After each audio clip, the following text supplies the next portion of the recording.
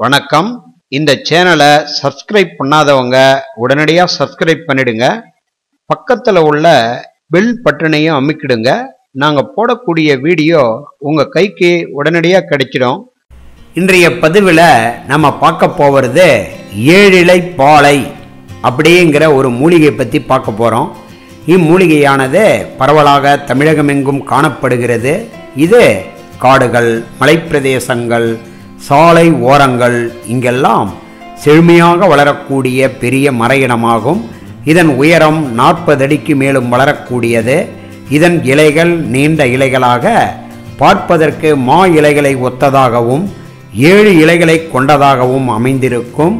இதன் பூக்கள் பசுமை கலந்த வெண்மை நிறத்திலும், இதன் காய்கள் மெல்லிய நீண்ட காய்களாக சடை சடையாக தொங்கும்.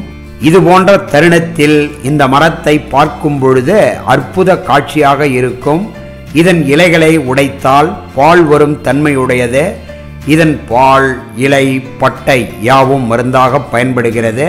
இதற்கு மாற்றுப்பெயராக சப்தபரணி, திருநாமப்பாலை என்றும் கூறுவதுண்டு. இதனுடைய குணத்தை பார்த்தீங்கன்னா, இந்த 7 இலை பாலையால் சீதபேதி, காதுவலி, காதில் சீழ்வடிதல், கணுச்சூளை, சிரங்கு போன்ற ரோகங்கள் குணமாகும். மேலும் ஆரம்ப நிலை குஷ்டம் நிவர்த்தியாகும்.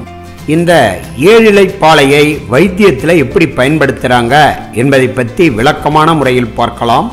7 இலை பாலை மரத்தினுடைய வேர் பட்டையை கொண்டு வந்து இடித்து ஒரு குடுவையில் போட்டு 1/2 லிட்டர் குதிக்கின்ற ஜலத்தை விட்டு 1 மணி நேரம் ஊற வைத்து பிறகு வடிகட்டி ஒரு பாட்டிலில் பத்திரப்படுத்தி கொண்டு வேலைக்கு 30 மில்லி முதல் 50 மில்லி வரை தேக திடத்திற்கு தகுந்தார் போல தினம் 3 வேளை கொடுக்க தேகத்திற்கு பலத்தை கொடுக்கும். இதன் பாலை நல்லெண்ணெயுடன் கூட்டி கலக்கி காதில் விட கர்ணசூளை என்று கூறப்படுகின்ற காதுவலி நீங்கும். இதன் இலைச்சாறு 10 மில்லியும் இஞ்சிச்சாறு 10 மில்லியும் ஒன்றாக கூட்டி பிரசவித்த ஸ்திரீகளுக்கு கொடுக்க அழுக்கை விழித்தள்ளும். இதன் வேர்பட்டையை உலர்த்தி இடித்து சூரணமாக செய்து வைத்துக்கொண்டு தினம் பசுவின் பாலில் 3 முதல் 5 குன்றியடை போட்டு கலக்கி கொடுத்து வர ஆரம்பமான குஷ்டம் நிவர்த்தியாகும். இதனுடன் இதர சரக்குகளை கூட்டி கஷாயமாக செய்து உள்ளுக்கு கொடுப்பதுண்டு. அதில் சிலதை பார்க்கலாம். 7 இலை பாலை, ஆடாதொடை, காய்ச்சுக்கட்டி, வெட்பாலை அரிசி, சிந்தில் கொடி, வசம்பு, கோரைக்கிழங்கு, பேய்ப்புடல் வகைக்கு 10 கிராம் அளவிற்கு எடுத்து இடித்து ஒரு மட்குடுவையில் போட்டு 1/2 லிட்டர் ஜலம் விட்டு வீசம்படியாக சுண்ட காய்ச்சி வெடித்து வேலைக்கு 30 மில்லி முதல் 50 மில்லி வீதம் தினமும் 3 வேளையாக கொடுத்து வர வாத, பித்த, கபம் சம்பந்தமான பலவிதமான சுரங்களை போக்கும். ஜுரத்தின் பேரில் பேதி இருப்பினும் குணமாகும்.